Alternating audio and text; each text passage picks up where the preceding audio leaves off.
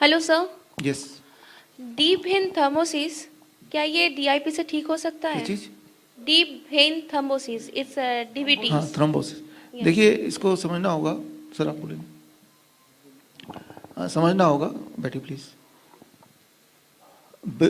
Veins हो या arteries हो, उसके अंदर कोई भी अगर तरह के ब्लॉकेजेस हैं, इट ऑल डिपेंड्स ऑन कि वो कहाँ पे है, राइट। हाँ. वो उसका अलग अलग नाम दे देंगे आपको, ठीक है ना। तो मान लो वो हार्ट में है तो हार्ट डिजीज बोल देंगे, ठीक है ना। तो उसकी वजह से that will lead to angina etcetera. तो वो बॉडी के जिस ऑर्गन में होगा तो वो ऑर्गन सफ़र करेगा, because that organ will get A compromise supply of blood flow, Yes, इतना है, sir. राइट। तो आप में से जो लोग ने थोड़ा भी स्टडी किया, आपको पता है when the bodies nitric oxide production increases, NO जिसे बोलते हैं, तो जहाँ जहाँ पे ब्लॉकेजेस हैं, राइट, वहाँ वहाँ से वो हट जाएगा, राइट। वो वेन्स में हो जैसा आप बोल रहे हैं, वो आर्टरीज में हो तो वो हट जाएगा, ठीक है ना। तो आपको सिर्फ बॉडी की नाइट्रिक ऑक्साइड की प्रोडक्शन को बढ़ानी है।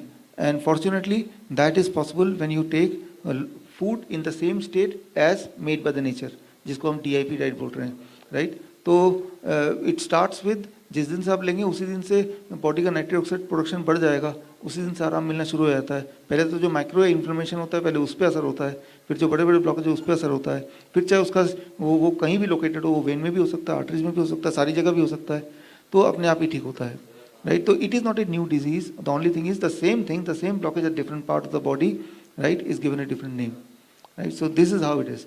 तो वो भी ठीक हो सकता है, क्योंकि वो अलग बीमारी तो है ही नहीं ना, राइट। आप देखो, जैसे मान लो मैं बोलता हूँ गैस्ट्राइटिस, अर्थराइटिस, ओटाइटिस, ये सब अलग अलग बीमारी लग रही है, लेकिन आप देख रहे हैं ये नाम तो एक ही है, आइटिस, इन्फ्लेमेशन है, राइट। कहीं किसी भी आर्टरीज में इन्फ्लेमेशन, तो किसी भी आर्टरीज में ब्लॉकेज हो तो उसको एक नाम दे देंगे, इन्फ्लेमेशन तो एक नाम दे देंगे, लेकिन है तो इन्फ्लेमेशन ना।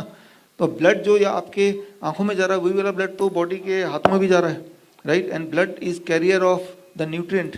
तो नाम के पीछे नहीं पड़ते हम लोग, राइट। जो लोग यहाँ पे मेडिकल न्यूट्रिशनिस्ट हैं उनके लिए how we have to treat, कि सिम्टम क्या है, right, ask that and when the symptom goes, right, the disease goes, right. So that is the easier approach which is more understandable.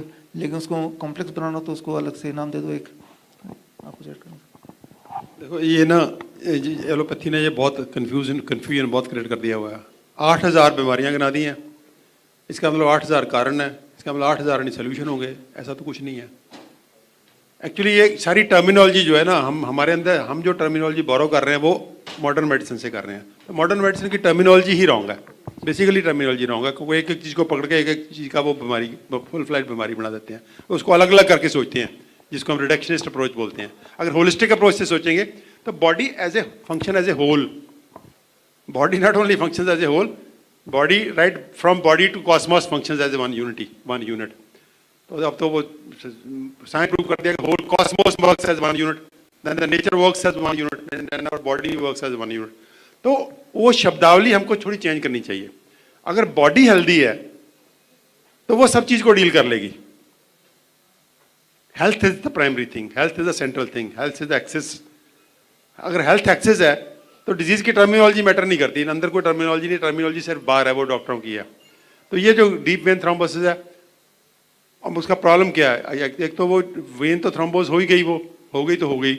अब अगर veins का तो अंत नहीं है, बस उसका तो बाईपास वैसे ही बहुत आसान होता है, आर्टरी से भी आसान होता है, वेन्स का तो ऑलरेडी बाईपास बना हुआ है, बॉडी में अल्टरनेट वेनस फ्लो होता है।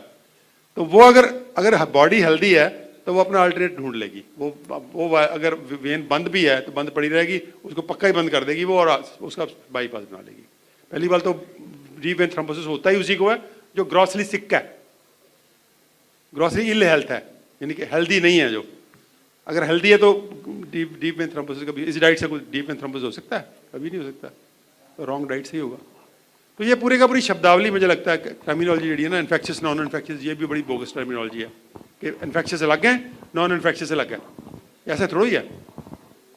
एनी नॉन इन्फेक्शियस डिजीज का, अगर मान लीजिए डायबिटीज नॉन इन्फेक्शियस है, लेकिन डायबिटीज वाले को तो इन्फेक्शन बहुत ज़्यादा होती है।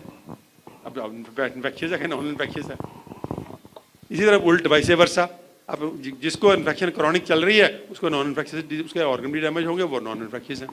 तो ये शब्दावली कहीं ना कहीं बहुत ही सुपरफिशियल है, बहुत ही सुपरफिशियल है। तो हमको शब्दावली बदलनी है कि body is works as holistic one unit. और उस बॉडी का सिंगल जो सेंट्रल पॉइंट है वो हेल्थ है, और हेल्थ के लिए डाइट है। Diet is the most important thing. Of course पानी हवा भी इंपॉर्टेंट है। अगर वो ठीक है तो डिजीज कोई मैटर नहीं करती।